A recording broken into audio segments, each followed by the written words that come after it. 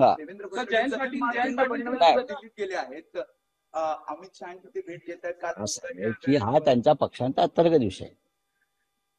महाराष्ट्रातून कोणी जाऊन त्यांच्या पक्षाच्या नेत्यांना भेटावं त्याच्यावरती आम्ही कसं काय बोलणार ना. त्यांच्या पक्षाच्या घडामोडी दिल्लीत सुरू आहेत, महाराष्ट्रात घडामोडी सुरू आहे. महाराष्ट्रात भारतीय जनता पक्षाचा दारुण पराभव झालेला आहे. आता जिथे पराभव झालाय त्या पक्षाच्या नेतृत्वाला दिल्लीत बोलवलं जातं, त्यांचं हायकमांड दिल्लीत आहे. आता आमच्याकडे सुद्धा महाराष्ट्रात जिथे जिथे पराभव झाला त्याची आम्ही मीमांसा करणारच. माननीय उद्धव ठाकरे यांच्या नेतृत्वाखाली आम्ही सगळे नेते त्या पराभवाचे चिंतन करणार. तसं भारतीय जनता पक्ष महाराष्ट्र आणि उत्तर प्रदेशमधल्या दारुण पराभवाचं चिंतन करणार. ही महाराष्ट्रात आपण काय करायला गेलो आणि झालं काय याच्यावरती चिंतन होईलच. आणि पराभवाला जबाबदार कोण याच्यावर चर्चा करतील. त्यांच्या पक्षाचा अंतर्गत विषय आहे.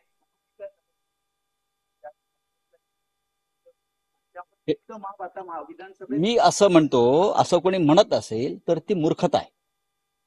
आम्ही सगळ्यांनी महाविकास आघाडी म्हणून काम केलं. कोणाच्या जागा जास्त येतील कमी येतील हा विचार आम्ही कधीच केला नाही. आम्हाला इंडिया आघाडीला जास्तीत जास्त जागा महाराष्ट्रातून मिळवून द्यायच्या आहेत. हा या ध्येयानं उद्देशानं आणि जिद्दीनं शिवसैनिकांनी सर्वत्र काम केलं. तशा आमच्या सूचना आणि आदेश होते. आम्ही सगळे, काँग्रेस असेल, राष्ट्रवादी असेल, शिवसेना असेल, मोठा भाऊ काँग्रेस असेल, इथे कोणी लहान आणि मोठा भाऊ नाहीये. हा विषय एकदा भारतीय जनता पक्षानं काढला होता, हा विषय एकदा बीजेपीने आमच्या बाबतीत काढला होता बरं का. तेव्हा त्याला आम्ही जे उत्तर दिलंय, प्रत्येकाचं डीएनए चेक करावं लागेल बायोलॉजिकली, कोण आधी जन्माला आलं ते. प्रश्न तो नाही. महाराष्ट्रामध्ये शिवसेनाच राहील. महाराष्ट्रात शिवसेना एक महत्वाचा पक्ष आहे, तो राहील. आम्ही अत्यंत संघर्ष आणि संकटातून हा पक्ष परत निर्माण केला, उभा केला आणि जागा लढवल्या. काँग्रेस समोर तसं संकट नव्हतं. त्यांचं चिन्ह, त्यांचा पक्ष हा तेथेच होता. आम्ही सगळ्यांनी महाराष्ट्रामध्ये प्रत्येकाला एकमेकांना मदत केलेली आहे. नाना पटोलेंनी आणि काँग्रेसनी शिवसेनेच्या प्रचारासाठी रान उठवलं. शरद पवार साहेबांनी शिवसेना आणि काँग्रेससाठी प्रचार केला. उद्धव ठाकरे आम्ही सगळ्यांनी काँग्रेस राष्ट्रवादीसाठी प्रचार केला. म्हणून हे एकत्रित सामुदायिक यश मिळू शकलं. आणि विधानसभेला सुद्धा याच पद्धतीनं आम्ही 180 ते 185 जागा जिंकू. बसू द्या ना आम्हाला, अजून त्यांचं सरकार बनायचं आहे, आम्हाला बसू द्या ना.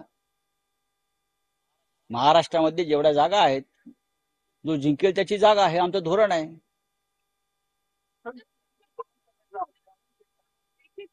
आज देवेंद्र फडणवीस का भी ट्वीट आया है, ये बोला जा रहा है कि कांग्रेस ने झूठे प्रॉमिसेस देकर महाराष्ट्र को जीता है. तो मोदी जी ने क्या किया?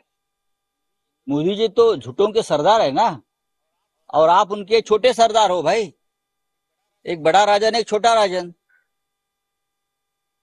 तो इस देश में झूठ की राजनीति करने की नींव किसने रखी?